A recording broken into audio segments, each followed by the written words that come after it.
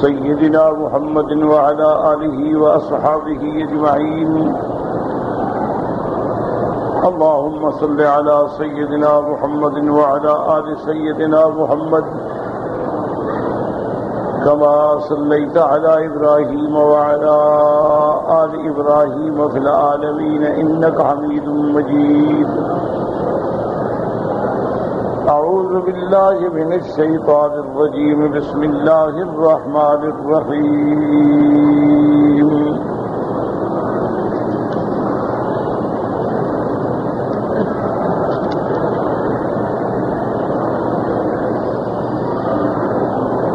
النبي أولى بالمؤمنين من أنفسهم وأزواجه أمهاتهم وأولو الأرحام بعضهم أولى ببعض في كتاب الله من المؤمنين والمهاجرين إلا أن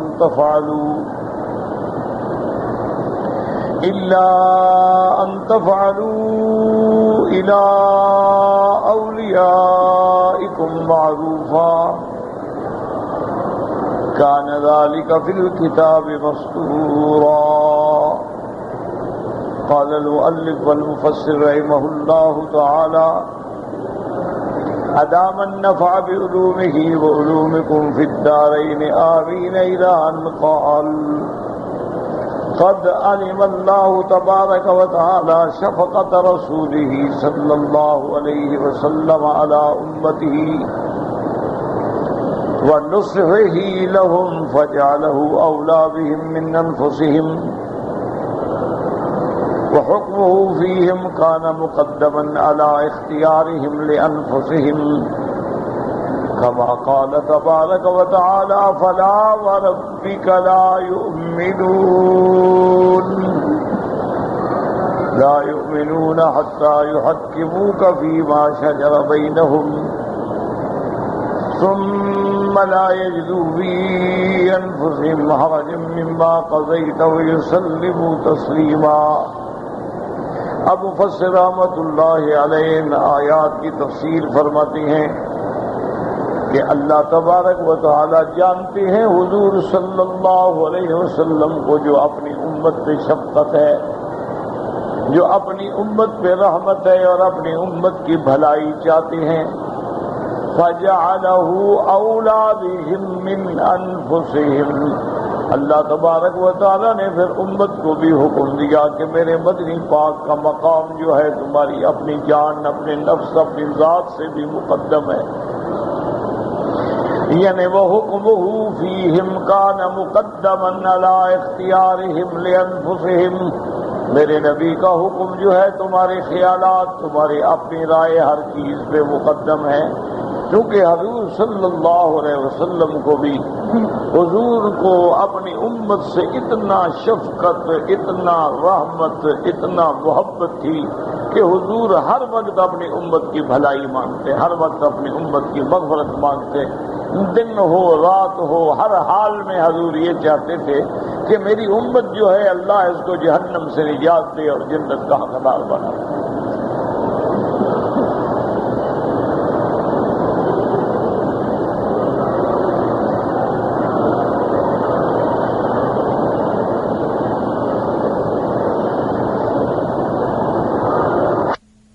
تو جب حضور کی محبتوں کا یہ عالم ہے تو اللہ نے بھی حکم دیا، اللہ نے فرما دیا کہ جو میرے بندے ہیں، میرے ماننے والے ہیں، میرے نبی کے ماننے والے ہیں، میرے پاک نبی کو اب لوگ نہیں بلکہ ساری کائنات اپنی ذات پر بھی ترجیح دیں گے. جو ان کا فیصلہ ہے وہ ہماری رائے سے ہر چیز سے مقدم ہے.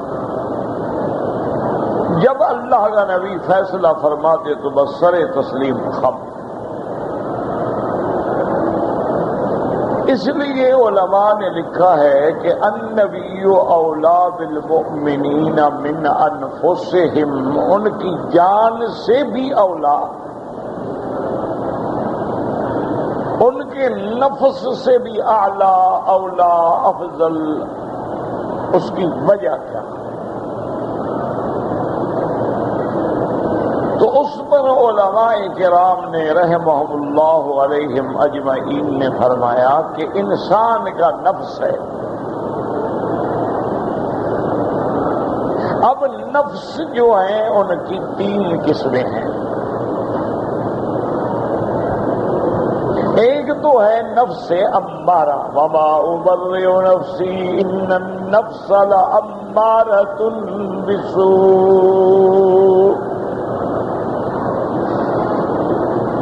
نفس امارہ تو وہ ہے نا جو سرکشی پہ ابھارتا ہے،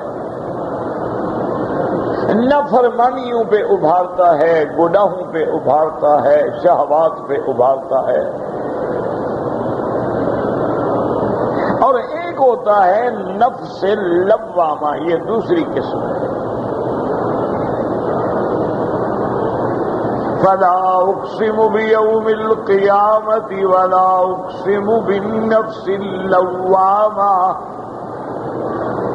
لوامہ یہ ہوتا ہے جو اپنے نفس جو ہے انسان کا، جسے آپ ضمیر کہتے ہیں، کہ اس کو برائی پہ ملامت کرتا ہے، بھلائی پہ خوش ہوتا ہے.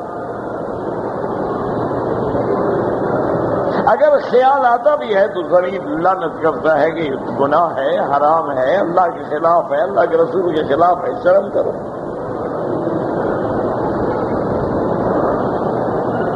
اور آخری درجہ جو ہے نفس کا وہ ہے نفس مطمئنہ. یا ایتھا النفس المطمئنہ ارجعی الی ربک راضیۃ مرضیۃ. یہ نفس مطمئنہ ہے جو اللہ کی ہر رضا پہ راضی ہے، ہر حال پہ راضی ہے، دکھ ملے راضی، سکھ ملے راضی. اس نے اپنے نفس کو فنا کر دیا ہے. یا میری تو کوئی حیثیت نہیں، میری تو کوئی رائے نہیں، میں تو کوئی شے نہیں، جو تیرا حکم ہے بس ٹھیک ہے.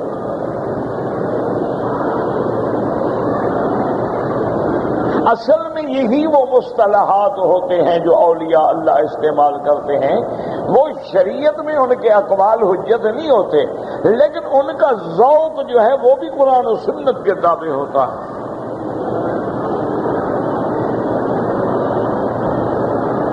کیا معنی؟ وہ کہتی ہیں کہ جب اللہ کی ذات سامنے ہو تو پھر اپنی نفی کر دو، ہم کچھ بھی نہیں، کوئی ہے ہی نہیں.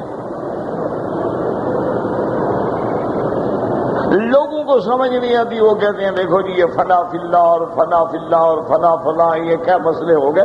وہ بات کو سمجھتے نہیں ہیں. بات وہی ہے جو قرآن و حدیث میں ہے.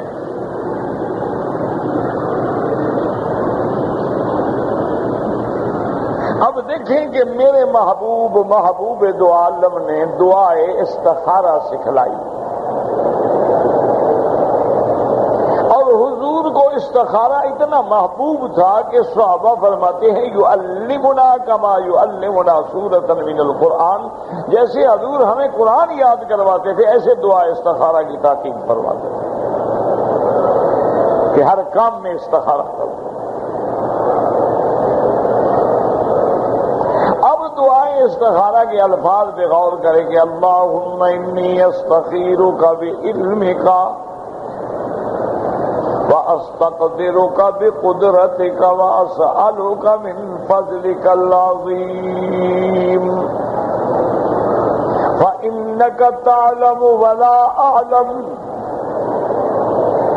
اللہ میں آپ کے علم کلی، علم کامل، علم تام، اس کے تابع سوال کرتا ہوں، مشورہ کرتا ہوں، مشورہ طلب کرتا ہوں، آپ کا فیصلہ چاہتا ہوں، آپ کی قدرت، آپ کی طاقت سے درخواست کرتا ہوں، اور آپ کے فضل عظیم کے پیش نظر مانگتا ہوں. انک تعلم ولا اعلم. تحقیق پکی بات ہے، آپ جاننے والے، ہر چیز کا علم رکھنے والے، میں نہیں جانتا. یہ ہے فنا، کہ اپنے علم کو فنا کر دیا کہ یا اللہ میں تو کچھ بھی نہیں جانتا. جب اللہ کا نبی یہ دعا مانگ رہا ہو تو کیا معنی نہیں جانتا؟ حضور کے پاس علم نہیں تھا؟ حضور کو تو اللہ نے علوم الاولین والآخرین عطا فرمائے. حضور کو تو اللہ نے تمام انبیاء رسولوں سے زیادہ علم عطا فرمایا، لیکن اللہ کا نبی بھی کہتا ہے انک تعلم، آپ جانتے ہیں، ولا اعلم، میں نہیں جانتا.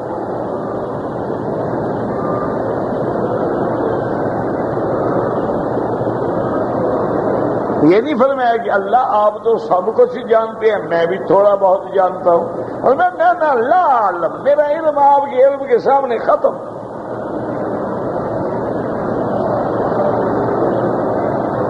اسی کو حضرت خضر علیہ السلام نے موسیٰ علیہ السلام کو سمجھایا تھا کہ جب کشتی میں سفر کر رہے تھے اور چیونٹی آ کے کشتی کے کنارے، اپنا چڑیا آ کے کنارے پہ بیٹھی، چونچ میں پانی بھرا، چونچ میں پانی پیا، اڑ گئی، تو حضرت موسیٰ علیہ السلام نے، حضرت خضر نے فرمایا کہ یا موسیٰ ہل نقص من ماء البحر شیء، یہ سمندر کے پانی سے کچھ کمی ہو گئی؟ یہ چڑیا جو لے گئی ہے پانی. حضرت موسیٰ مسکرایا، کیا کمی ہو گئی؟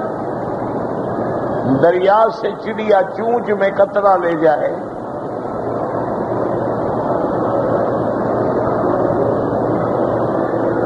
تو اب خضر علیہ السلام نے سمجھا، فرمایا علمی و علموں کا، ایک اللہ نے تجھے علم دیا ہے جو علم شریعت ہے، ایک مجھے علم دیا ہے جو علم تقویم ہے. علمی و علم کا و علم الخلائق کلہا، اور ساری مخلوق کا علم اگر اکٹھے کر لو، اللہ کے علم میں اتنی بھی کمی نہیں آتی جتنی ایسی چڑیا کی وجہ سے دریا میں کمی آئی ہے.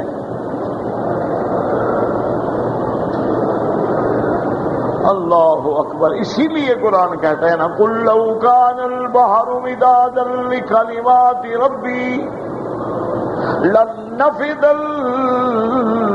الْبَحْرُ قَبْلَ أَن تَنفَدَ كَلِمَاتُ رَبِّي وَلَوْ جِئْنَا بِمِثْلِهِ مَدَدًا. اللہ فرماتے ہیں اگر سمندر، اگر دریا سیاہی بنا دیں اور ساری دنیا کے درخت کلمے بنا دیں اور 7 دریا مزید ملا ڈالیں، لَنَّفِدَ الْبَحْرُ، دریا تو ختم ہو جائیں گے لیکن اللہ کے کلمات ختم نہیں ہوں گے.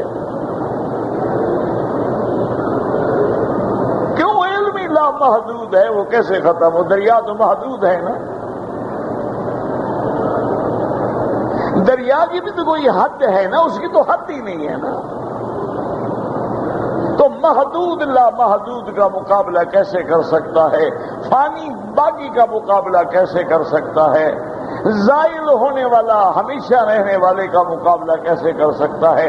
تو اس لیے اب اللہ کے نبی نے فرمایا انک تعلم ولا اعلم، اللہ آپ نے ہمیں بڑا علم دیا لیکن جب ہمارا علم تیرے علم کے سامنے آ جائے کچھ بھی نہیں.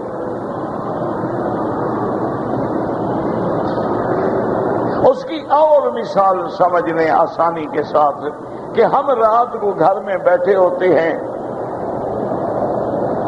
ایک دیا جلاتے ہیں، ایک موم کی بتی شمع جلاتے ہیں، اس سے کمرے میں روشنی ہو جاتی ہے.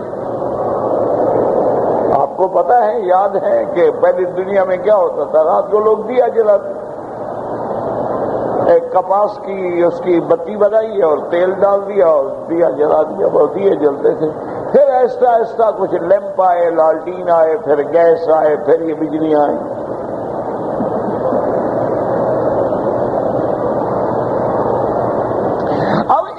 مٹی کا دیا، اس میں تیل پڑا ہے، ایک بتی پڑی ہے کپاس کی، اس کے سرے پہ آگ لگی ہوئی ہے، لیکن اسی سے سارے کام چلتے تھے. گھر میں روشنی بھی ہے، کتابیں بھی پڑھتے تھے، مطالعہ بھی کرتے تھے.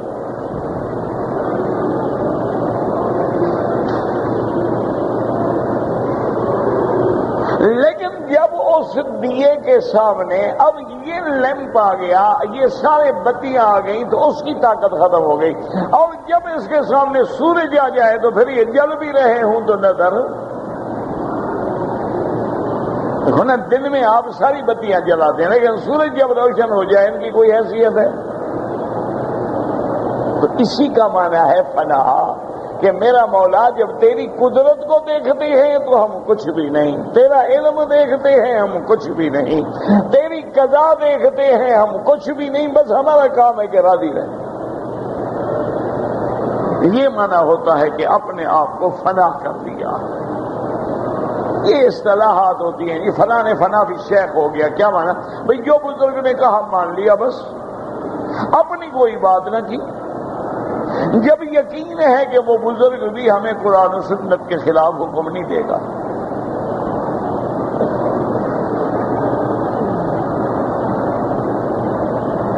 تو اس لیے اب دیکھیں کہ نفس لوامہ، نفس امارہ، نفس لوامہ اور سب سے اعلیٰ درجہ کیا ہوا؟ نفس مطمئنہ، راضی ہوئے،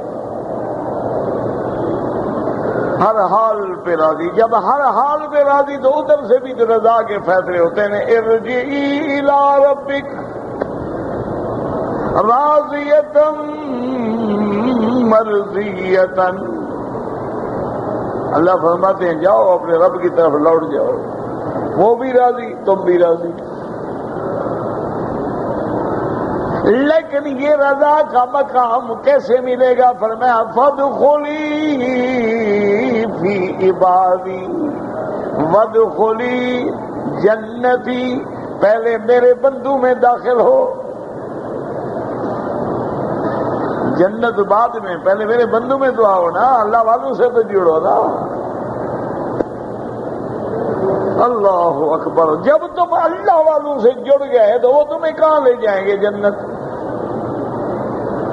میکدے والا تمہیں میکدے لے جائے گا اور مولوی تمہیں مسجد لے جائے گا، سیدھی بات۔ جیسے دوست بناؤ گے ویسی جگہ بھی لیں گے۔ تم نے دوستی رکھی اگر شراب والوں سے، شراب خانے لے جائے گا، میکدے والا میکدے لے جائے گا، مندر والا مندر لے جائے گا، گردوارے والا گردوارہ لے جائے گا، گرجے والا گرجا لے جائے گا، اور اللہ والا مسجد لے جائے گا۔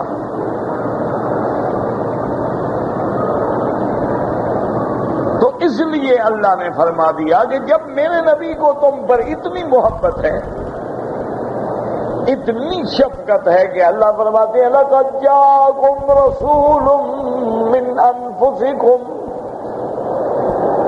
عَزِيزٌ عَلَيْهِ مَا عَنِتُّمْ حَرِيصٌ عَلَيْكُمْ بِالْمُؤْمِنِينَ رَءُوفٌ رَحِيمٌ۔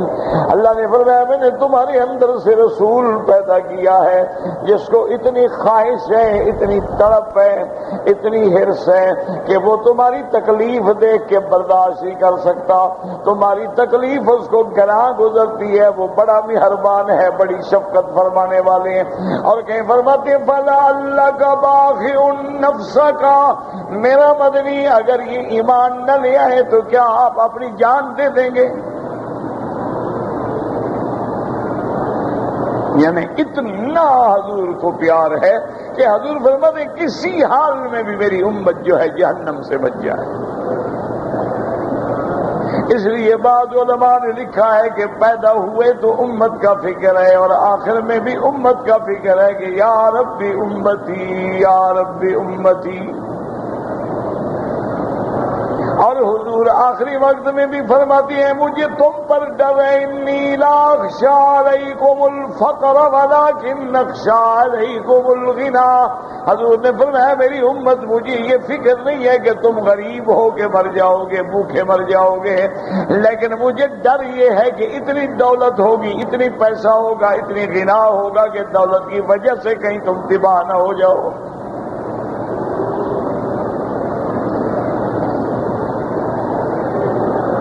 دیکھو نا کہ غریب آدمی کے لیے اللہ کے حالات ہیں نا، غریب تو ہے لیکن گناہوں سے کتنا محفوظ ہے کہ ایک بیچارے کے پاس کمرہ ہے، اسی میں بیوی ہے، اسی میں بیٹیاں ہیں، اسی میں بیٹے ہیں، اسی میں آپ ہے، سارے ایک کمرے میں لیٹے ہوئے، ایک حمام ہے، ایک غسل خانہ ہے، ایک ہی کمرہ ہے، وہ گناہ کا سوچ ہی نہیں سکتے ہیں، اور سارے محنت کرنے والے ہیں، عشاء کے بعد صبح کا ہوش ہی نہیں ہے۔ تو جہاں غربت میں تکلیفیں ہیں وہاں غربت میں فائدے بھی تو ہیں نا، بندہ گناہوں سے بچا ہوا ہے۔ اب تو جناب ہر کسی کا کمرہ ہی الگ ہے، گھر ہی الگ ہے، فلیٹ ہی الگ ہے، لفٹ ہی الگ ہے، سیڑھیاں ہی الگ ہے، موبائل ہی الگ ہے۔ پھر اللہ بچائے تو بچائے، ورنہ اسباب شیطانیت تو ہم نے سارے ان کو خود پکڑا دیے ہیں۔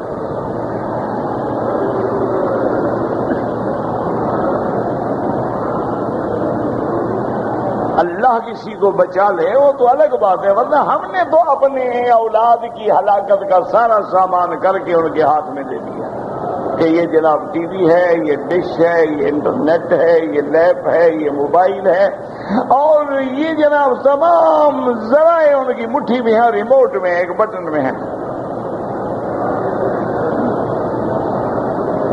اب ہم پھر ان سے مطالبہ کریں کہ اولادیں اچھی رہیں، دامن تر بکن ہوشیار باش، تو بے وقوفی والی بات ہے کہ دریا میں دھکا بھی دے دو اور کہو بیٹا خیال رکھنا کپڑے نہ بھیگے،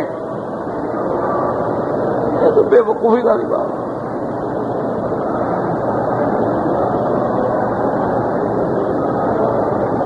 قرآن کے بارے میں بھی ہم نے اولادوں کو سمجھا دیا ہے کہ ابا یہ بڑی شان والی کتاب ہے، اللہ کا قرآن ہے، خیال کرنا بیٹا، اس کو ریشم کا لباس دے کے سینے سے لگا کے چوم کے اونچی جگہ رکھ دینا، پڑھنا نہیں، عمل نہیں کرنا، یہ شان والی کتاب ہے، محفوظ رہے بس۔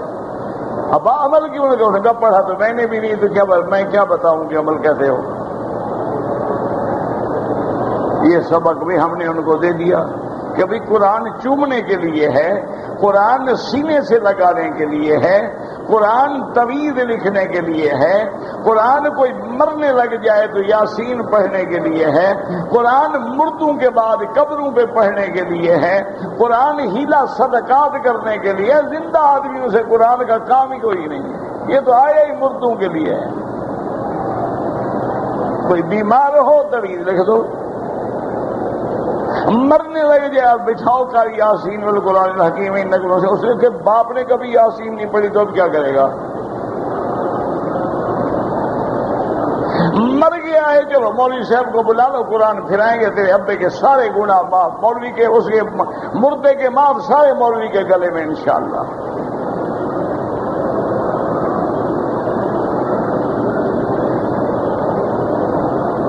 اور بہت محبت ہو جائے تیسرے دن کل شریف کا ختم کروا دینا ہے، ہر جمعرات کو ابے کے لیے لوگوں کو بلا کے کمرے میں بٹھا کے ایک ایک پارہ پڑھا دینا ہے، اور خود انتظام میں رہیں گے۔ خود کو نصیب نہیں ہے ملعون کو کہ باپ کے لیے قرآن پڑھے، وہ تو پانی پلا رہا ہے نا، شربت پلا رہا ہے، چائے لا رہا ہے، کھانا لگا رہا ہے، کرسیاں لگا رہا ہے۔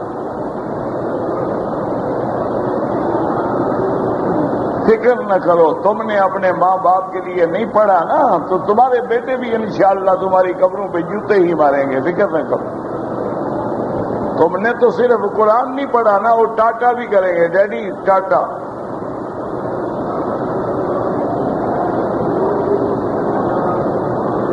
تم تو باپ کے جنازے میں پہنچے نہیں ہو نا، وہ تو انشاءاللہ کمیٹی کو فون کریں گے کہ ڈیڈی میرا مر گیا ہے، اس کو دفن کر دو اور پیمنٹ کا بل مجھے بھیج دینا۔ وہ عیسائیوں کے قبرستان میں دفن کرے چاہے ہندوؤں کے کرے، مانا تو یہ ہے کہ باپ مرے جان چھوٹے جائے، دفع ہو، دفن ہو گیا، خلاص۔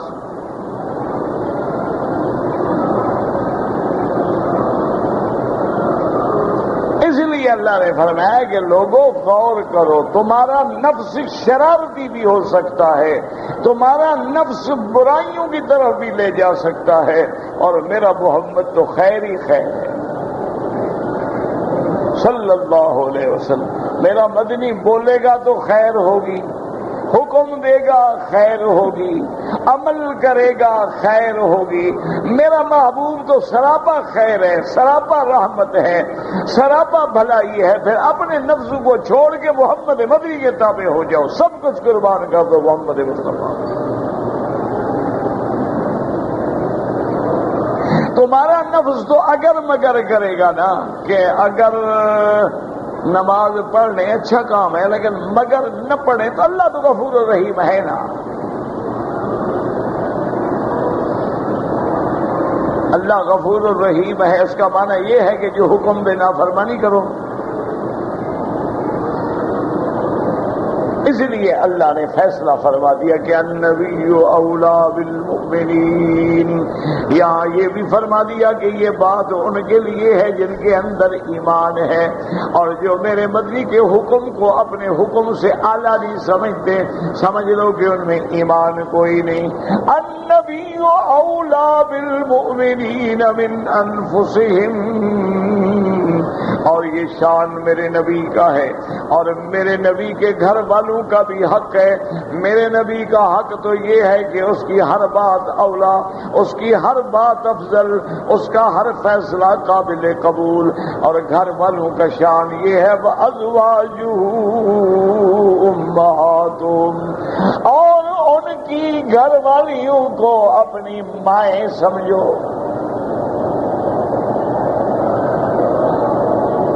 اب سمجھ نہیں آتی، غور کریں قرآن میں کہ یہاں پھر ازواج کے ذکر کرنے کی کیا ضرورت تھی؟ بھائی بات تو ہو رہی ہے نا نبی پاک کی نا۔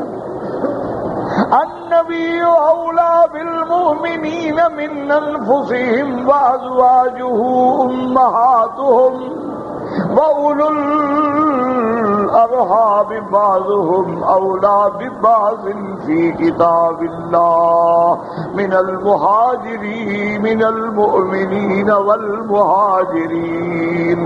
اب غور کریں آیت میں کہ یہاں ازواج کی کیا ضرورت تھی؟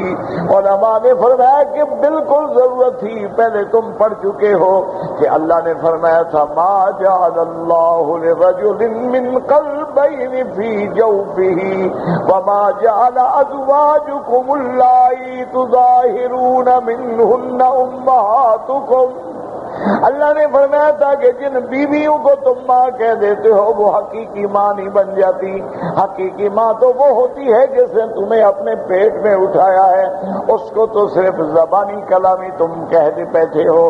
اور اسی طرح فرمایا کہ جیسے نبی کی بیویاں بھی تمہارے لیے مائیں ہیں، لیکن وہ بھی اکرامن مائیں ہیں، تکریمن مائیں ہیں، تعظیمن مائیں ہیں۔ یہ مانا نہیں کہ کل تم محمد کی بیویوں کے وارث بن جاؤ گے یا ان کی بیویاں تمہاری وارث بنے گی نہ۔ فرمایا وَأُولُو الْأَرْحَامِ بَعْضُهُمْ أَوْلَىٰ بِبَعْضٍ فِي كِتَابِ اللَّهِ۔ احکام وراثت میں اولو الارحام کا حق ہے، اسباد کا حق ہے، ذوی الفروض کا حق ہے۔ میرے مدنی کی بیویاں نہ تمہاری جائیداد کی وارث ہیں نہ تم ان کے وارث ہو، وہ تو اللہ کے حکم سے تمہاری مائیں ہیں۔ ہاں البتہ ان سے تم نکاح نہیں کر سکتے ہو کیونکہ اللہ نے تمہاری مائیں کہہ دیا ہے۔ ایک تو عام ہے کہ ہر مسلمان کلمے پڑھنے والا ایک دوسرے کا بھائی بہن ہے، لیکن یہ تو وہ شرف ہے جو اللہ نے ان کو دیا ہے کہ ان ازواجہ امہاتہم۔ لیکن سارے احکام نہیں مرتب ہوئے، صرف مرتبہ شرف ہے ماں والا۔ جیسے ماں کہنے سے سارے احکام مرتب نہیں ہو گئے کہ تیری بیوی ہمیشہ کے لیے ماں بن جائے، نہ تم نے گناہ کیا ہے، غلط کلمہ کہا ہے، کفارہ ادا کر دو، لیکن بیوی بیوی رہے گی، وہ ماں نہیں بن سکتی۔ منہ بولا بیٹا رہے گا، حقیقی بیٹا نہیں بن سکتا۔ اسی طرح نبی کی بیویاں تمہاری مائیں ہیں لیکن تمہاری وارث نہیں ہیں۔ تمہارے وارث تو وہ ہیں جو تیرے رشتہ دار ہیں، قرابت دار ہیں، اسباط ہیں، ذوی الفروض ہیں، ذوی الارحام ہیں۔ وَأُولُو الْأَرْحَامِ بَعْضُهُمْ أَوْلَىٰ بِبَعْضٍ۔ اور پھر اولو الارحام میں بھی ہم نے درجات رکھے ہیں، کسی کا درجہ زیادہ ہے کسی کا درجہ کم ہے۔ وَأُولُو الْأَرْحَامِ بَعْضُهُمْ أَوْلَىٰ بِبَعْضٍ مِنَ الْمُؤْمِنِينَ وَالْمُهَاجِرِينَ۔ یعنی جیسے انصار اور مہاجرین کو بھائی بنا دیا تھا، لیکن اب مہاجر انصاری کا وارث نہیں بنے گا، انصاری مہاجر کا وارث نہیں بنے گا، وارث صرف وہی بنیں گے جو اولو الارحام ہوں گے۔ اللہ تبارک و تعالی نے فرمایا ہاں یہ الگ بات ہے، الا ان تفعلوا الى اولیاءکم معروفا۔ اگر تم اپنے رشتہ داروں سے بھلائی کرنا چاہو، تم اپنے دور کے رشتہ داروں سے یا منہ بولے بیٹے سے بھلا کرنا چاہو، اس کو کچھ دینا چاہو تو دے سکتے ہو، تمہاری مرضی ہے۔ الا أن تفعلوا إلى أوليائكم معروفا كان ذلك في الكتاب مسطورا. اور اللہ نے جو کچھ یہ فرمایا ہے یہ سب کتاب میں لکھا ہوا ہے. یہ اللہ کا حکم ہے جو کبھی تبدیل نہیں ہو سکتا. لا تبدیل لکلمات اللہ، اللہ کے فیصلوں کو کوئی بدل نہیں سکتا ہے. تو اب فائدہ کیا ہوا کہ نبی کا حکم سب پہ اولا. نبی کی بیویاں ہماری مائیں ہیں، اور منہ بولا بیٹا ہوتا ہے وہ حقیقی بیٹا نہیں بن سکتا. اگر کوئی بیوی کو ماں کہہ بیٹھے تو کفارہ دے کے حلال ہو سکتی ہے، اس کے لیے بھی تحریم مؤبد نہیں ہوگی. جہاں تک میراث کا تعلق ہے اس میں اولو الارحام کا حق ہے. اور یہ اللہ کی قدرت ہے کہ جتنا رشتہ قریب اتنا حصہ زیادہ، مرد کا زیادہ عورتوں کا کم ہے. یہ ساری اس کی تقسیم ہے. لیتخذ بعضهم بعضا سخریا. اگر ہم سب کو غنی بنا دیتے تو دنیا کے کام نہ چلتے، سب کو غریب بنا دیتے تب بھی دنیا کے کام نہ چلتے. اللہ نے کسی کو غنی بنا دیا، کسی کو فقیر بنا دیا ہے. فقیر اس کی دولت کا محتاج.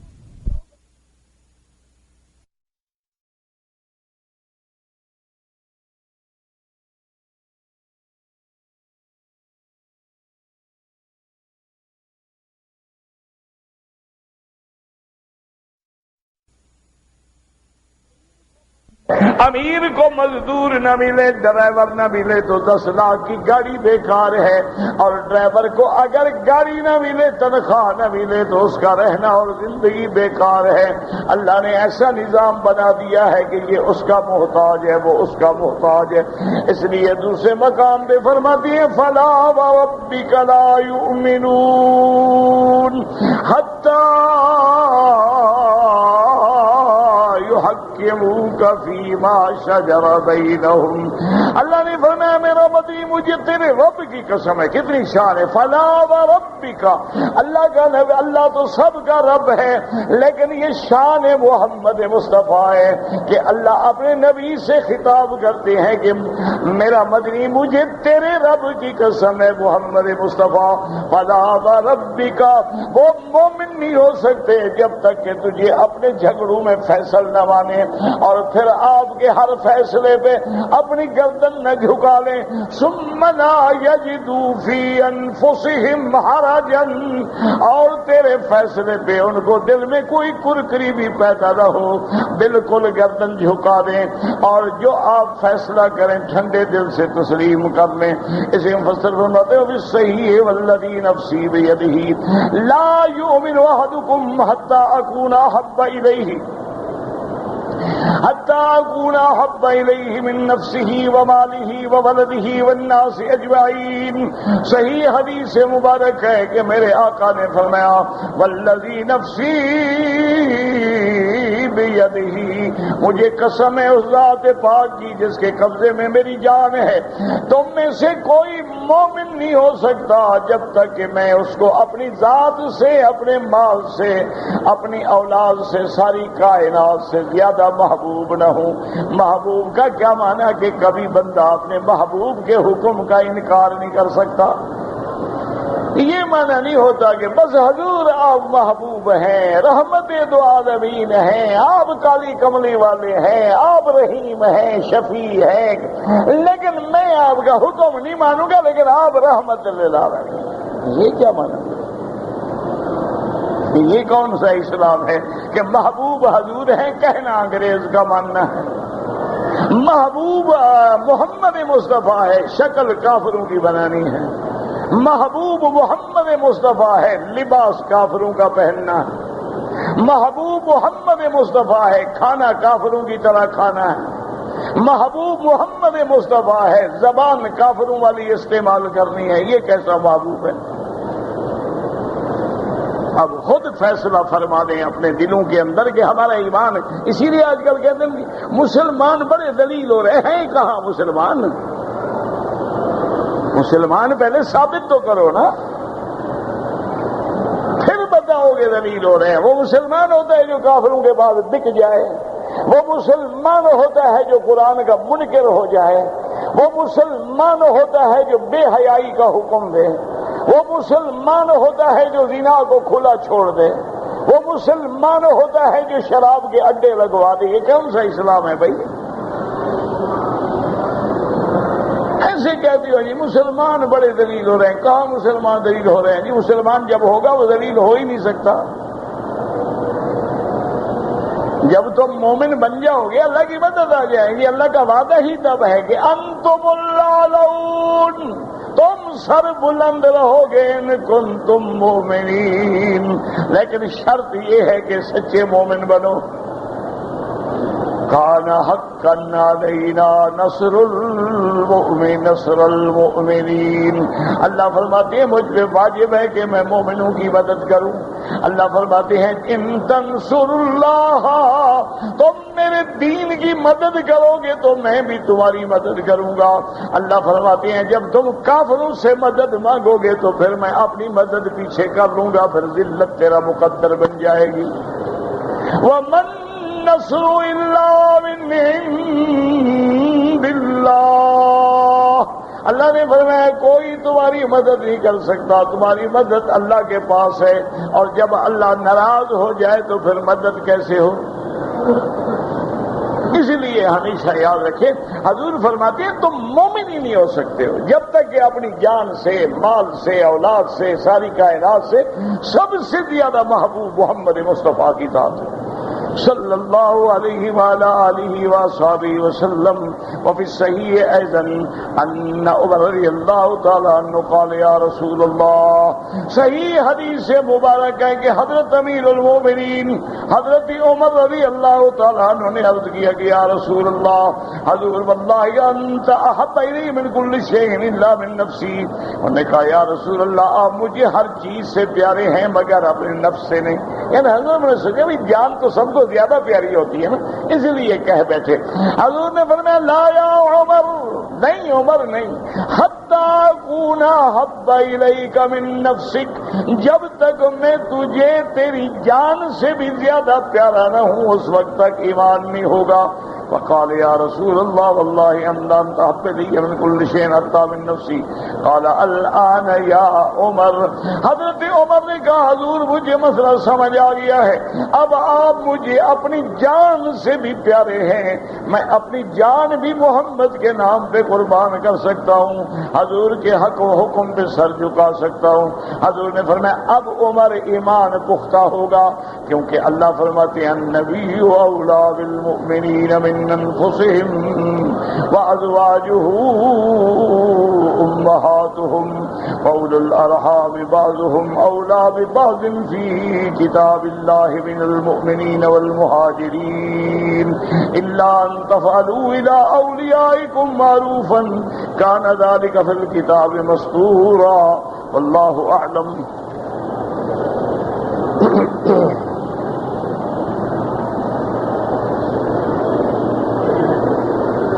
کہتے جی کہ آپ ہمیں اپنا ٹیلی فون نمبر دے دیں تاکہ مسئلہ، میرا ساتھی جو بیٹھے ہیں نا نماز کے بعد ان سے لے لیں، اب میں درس میں تو نا نمبر اعلان کرتا پھروں۔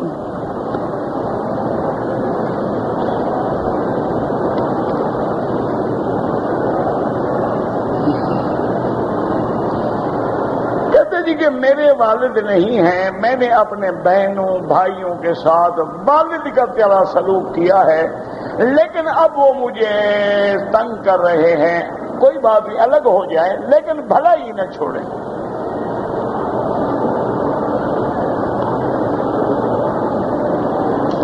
وہ اگر برائی نہیں چھوڑتے تو ہاں الگ ہو جائیں، بچوں کو الگ کر دیں، ان کی جتنی مدد ہو سکے کرتے رہیں۔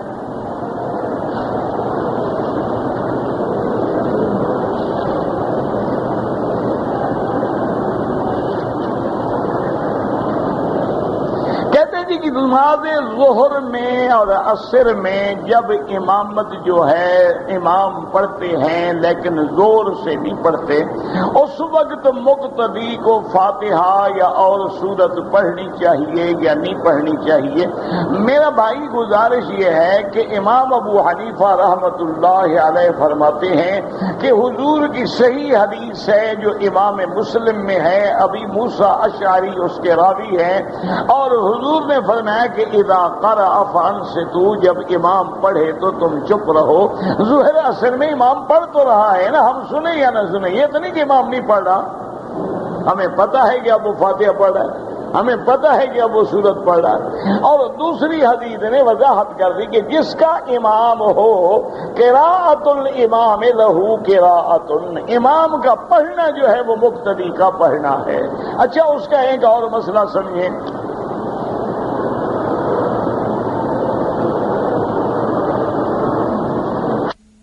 امام ظہر کی نماز پڑھا رہے ہیں، اتفاق سے امام نے نماز میں وہ سورت پڑھی، وہ آیتیں پڑھی جن میں سجدہ تلاوت ہے۔ اب جب سجدے کا وقت ہے، امام سجدے میں چلا گیا، تو ہم کھڑے رہیں گے یا سجدہ کریں گے؟ ہاں جی بھائی، حرم میں بیٹھے ہو، مسئلہ تو بتاؤ نا۔ امام گیا سجدہ تلاوت میں، ہم سجدہ کریں یا کھڑے رہیں؟ تو نہ ہم نے پڑھا ہے نہ سنا ہے، ہم کیوں سجدہ کریں؟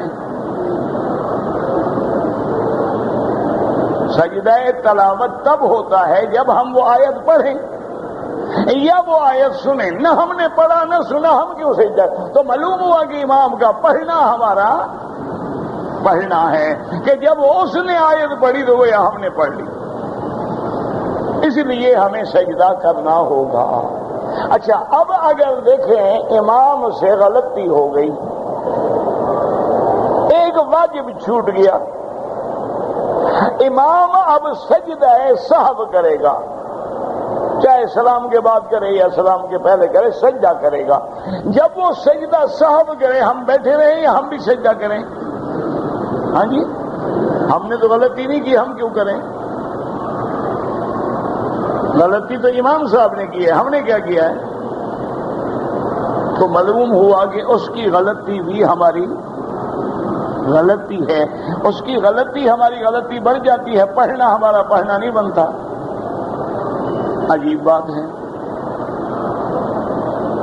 کچھ اللہ نے عقل سے بھی تو نوازا ہے نا، عقل بھی تو دیا ہے نا۔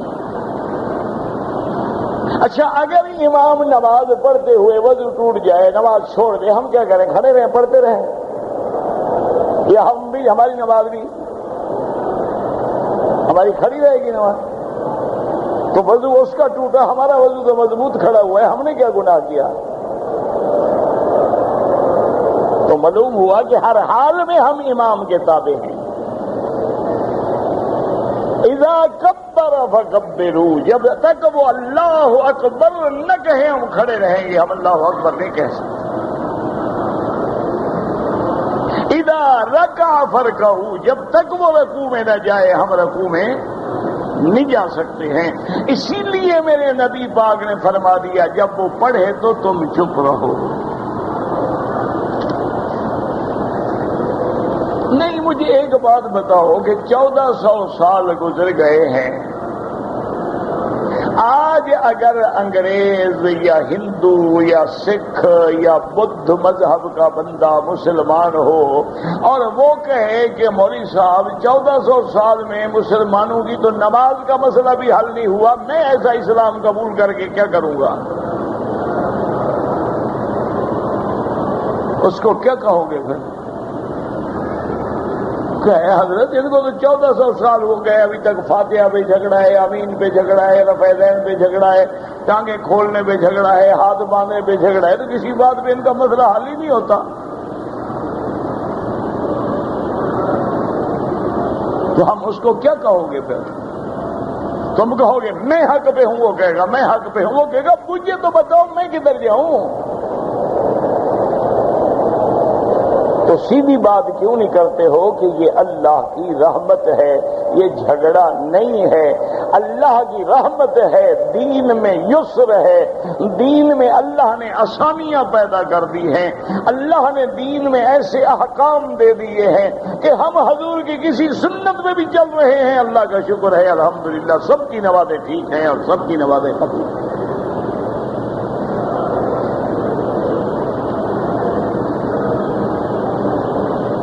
بھئی یہ آپ کو انگلش لکھنے کا مرض ہے یا مجھ پہ روب ڈال رہے ہو کہ ایک ٹرپ میں ہم کتنی عمریں کر سکتے ہیں؟ یا باقی لکھنا تمہیں آتا ہے، صرف ٹرپ کا معنی نہیں آتا تھا؟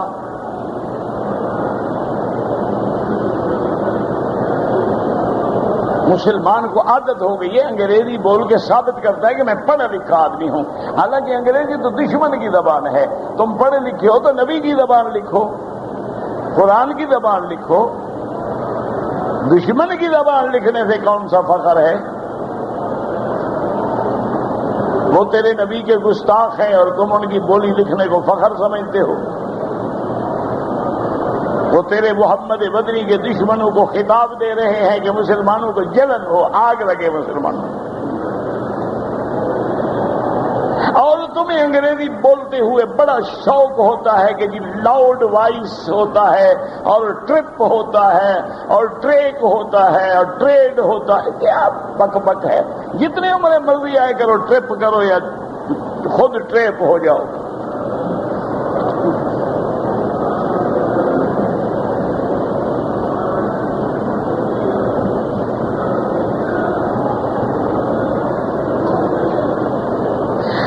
کہ میری ایک لڑکی سے شادی ہو گئی ہے، میں اور بیوی مطمئن ہیں، اس سے میں اپنی شادی سے پہلے، اس کی شادی سے پہلے سابقہ زندگی کے سوالات کروں۔ یہ تو شادی کرنے سے پہلے کرتے، اب کیوں کرو؟ ہاں، اگر تم ماشاءاللہ اتنے بڑے متقی پرہیزگار ہو کہ تم نے تو کبھی گناہ نہیں کیا، تمہاری نظر تو کبھی کسی غیر عورت پہ پڑی ہی نہیں، تو یہ تو پہلے تحقیق کر لیتے کہ میری بیوی شریف ہے، پاک ہے، نہیں ہے، کیا ہے، کچھ کنڈل تو نہیں رہے اس کے۔ اب بیوی بن گئی، پچھلے گناہ پوچھنے کی کیا ضرورت ہے؟ بس اگر خدا نہ کرے کوئی غلطی ہے توبہ کرو، تمہاری زندگی اچھی گزر رہی ہے، اپنی زندگی کو کیوں برباد کرتے ہو صاحب کا سوال پوچھ کر؟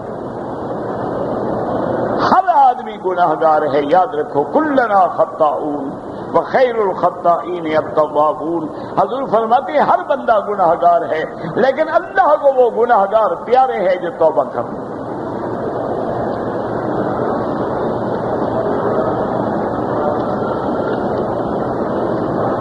عمرے میں طواف الوداع کرنا واجب نہیں ہے، یعنی اگر کوئی نہ کرے تو دم نہیں پڑے گی، لیکن طواف کرنا افضل ہے، اس لیے لازم کیا کریں، لیکن واجب نہیں ہے۔ بہرحال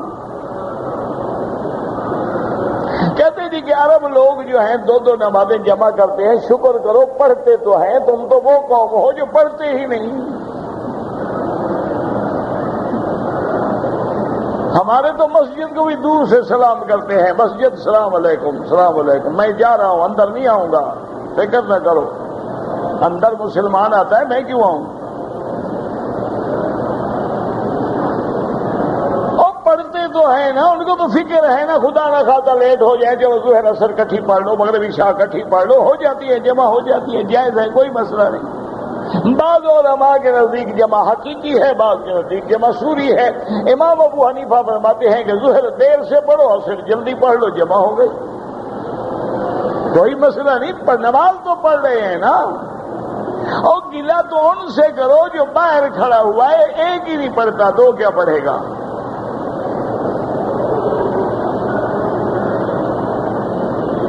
کراچی میں بے انتہا بارشیں ہیں، اللہ پاک اپنے عذاب رفع فرما دے۔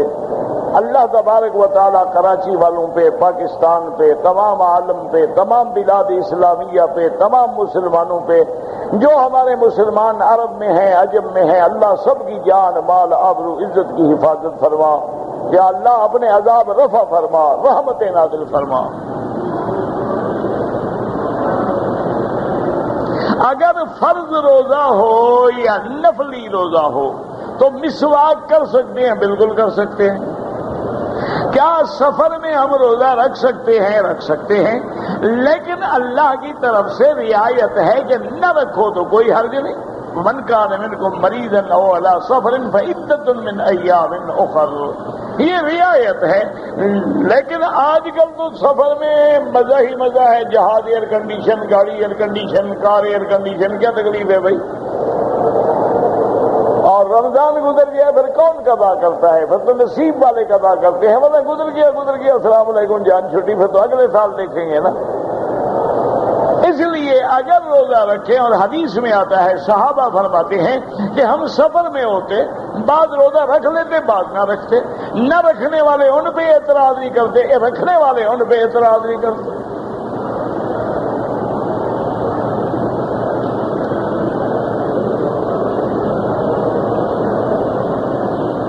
اگر ایک عورت حالت حیض میں ہے، وہ کعبہ شریف میں حرم کی مسجد الحرام میں داخل نہیں ہو سکتی، باہر کھڑے ہو کے کعبے کی زیارت کر لے بس۔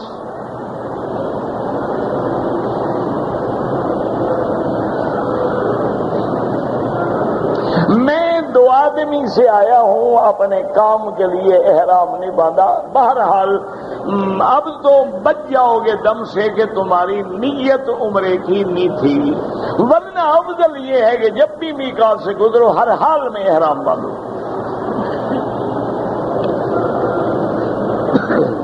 ایک سفر میں کوئی پابندی نہیں کہ عمرہ ایک ہو، پھر تو ایک سفر میں نماز بھی ایک ہو، وہ 5 کیوں پڑھے؟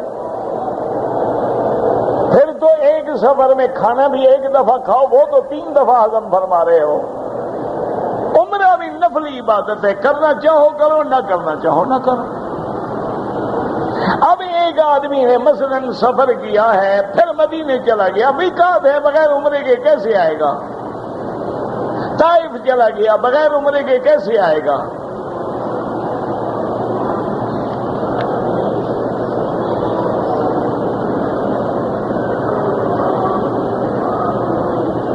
آپ عرفات گئے، مزدلفہ گئے، کنکریاں ماری، اور آپ مینا میں رات نہیں رہے، ڈپٹی کی وجہ سے کوئی جرمانہ نہیں۔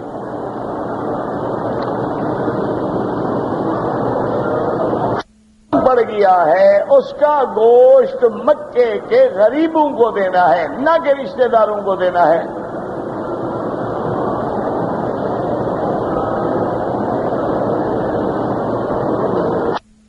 کے لیے اب ہم قرآن پڑھیں یا صدقہ کریں یا خیرات کریں، اس کو فائدہ ہوگا؟ بالکل ہوگا۔ اگر فائدہ نہ ہوتا تو پھر جنازے کی دعائی کیوں مانگتے؟ مر گیا بس تو تم جاؤ دفن کرو۔ تو معلوم ہوا کہ ہماری دعاؤں سے اس کو فائدہ ہوتا ہے، تو قرآن پڑھنے سے بھی لازم ہوگا اور خیرات کرنے سے بھی لازم ہوگا۔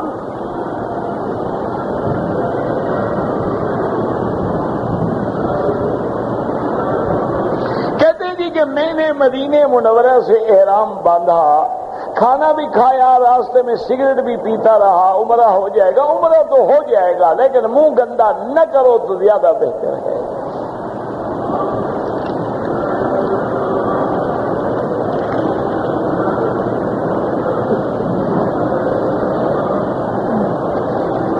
اگر میری بیوی حاملہ ہے اور مینا میں رش کی وجہ سے کنکریاں مارنے میں خطرہ ہے، آپ وکیل بن کے کنکریاں مار لیں، نہ لے جائیں اس کو۔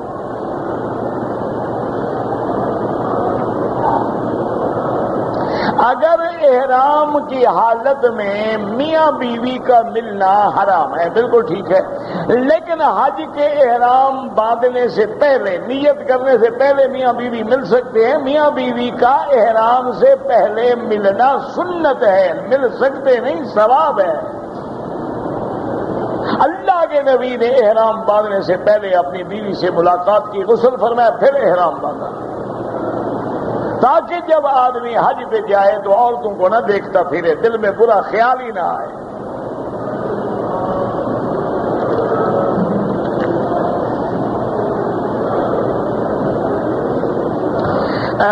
ایک بھائی پریشان ہیں ان کی بیٹی کے رشتے کے لیے۔ آج ہر شریف آدمی بیٹے کے لیے پریشان ہے۔ جن کی بیٹیاں گھروں میں ہیں اور اتفاق سے وہ شریف ہیں، نمازی ہیں، دیندار ہیں، وہ پریشان ہیں۔ جو تتلیاں اڑتی پھرتی ہیں وہ تو کہیں نہ کہیں سے بھورا ڈھونڈ لیتی ہیں نا۔ مصیبت میں تو وہ ہے نا جو گھر میں بیٹھی ہیں بیچاری۔ اللہ ان کے رشتے آسان کرے اور ان کی مشکلات حل کرے۔ میری والدہ مجھ سے خوش نہیں ہیں، آپ ہر حال میں ماں کو راضی کریں، چاہے وہ ناراض ہو، گالیاں دے، مارے، کچھ کرے، لیکن آپ ہر حال میں کوشش کریں کہ اس کی فرما برداری کریں۔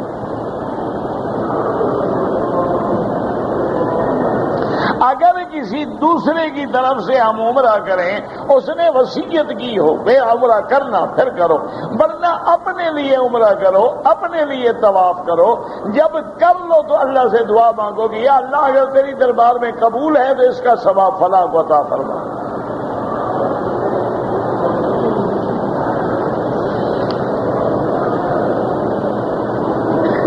اگر ایک آدمی 2 عمرے کر چکا ہے، سر پہ اس طرح پھروا دیا، میرا بھائی 100 دفعہ بھی عمرہ کرو، ہر دفعہ سر پہ اس طرح پھروانا ہوگا، بال ہوں یا بال نہ ہوں۔ ربنا تقبل منا انك انت السميع العليم وتب علينا انك انت التواب الرحيم۔ اللهم انت الميسر لكل عسير وانت على كل شيء قدير۔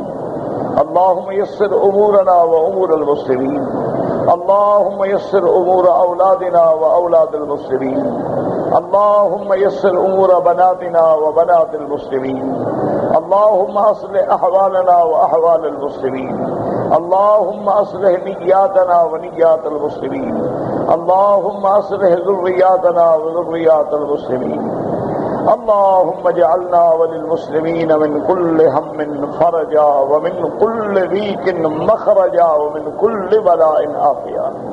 اللهم إنا نعوذ بك عن الهم والحزن ونعوذ بك من العجز والكسل ونعوذ بك من الجبن والبخل ونعوذ بك من غلبة الدين وقهر الرجال۔ اللهم إنك عفو کریم عظیم تحب العفو فاعف عنا۔ یا اللہ عالم اسلام پہ اپنی رحمت فرما، یا اللہ مسلمان ملکوں سے عذاب رفع فرما، یا اللہ بلد الامین کو بھی قیامت تک ہر فتنے سے محفوظ فرما، یا اللہ پورے عالم میں ہدایت کی ہوائیں چلا دے، یا اللہ حضور کی امت کے کلمہ پڑھنے کے والے بندے کو دین کا داعی اور تبلیغ کرنے والا بنا دے، دین کا سپاہی بنا دے۔